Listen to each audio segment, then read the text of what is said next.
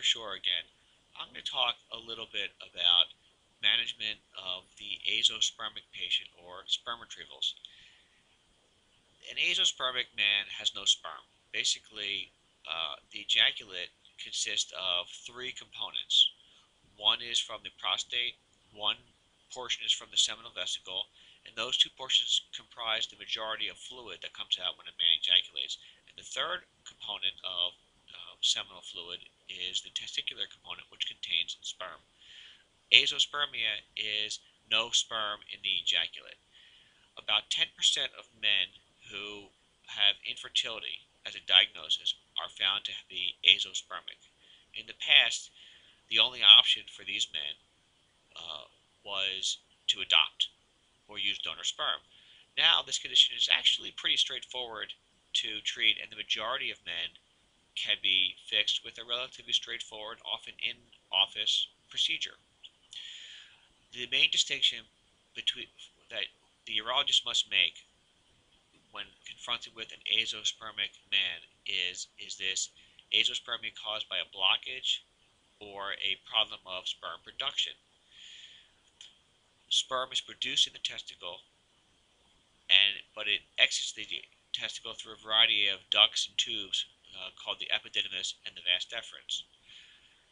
An azoospermic man can have no sperm because of a blockage along the course of these ducts, or he could be azoospermic because his testicles are not producing sperm. It's very important for the urologist to differentiate these two conditions as best as possible because the management will differ.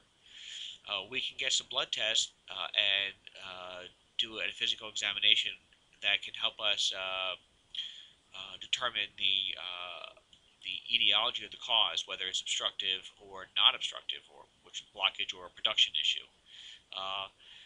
If it is a blockage issue, then 99, even 100% of the time, we can retrieve sperm from the testicle or the epididymis, the tube on top, and that sperm is completely healthy sperm that can be used for in vitro. Occasionally, we can even do a surgical exploration in an operating room setting and find a congenital or even acquired blockage and reroute the pipes microsurgically and then restore the man's natural fertility. In cases where it's a production issue, this is not possible. However, in this case, in about 50% of the time, if we do what's called a sperm retrieval, we can find perfectly healthy sperm that can be used to fertilize an egg. The main difference is that we often don't find a lot of sperm. We only find a handful, 5 or 10, 20 sperm.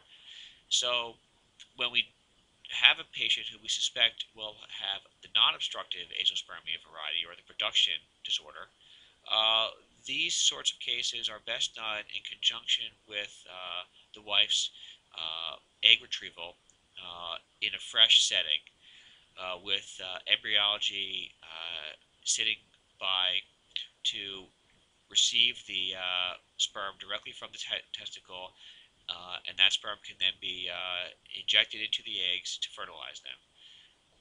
But in either case, half the time in these most severe cases, we can find sperm, and that sperm can be used to give you your own biological child.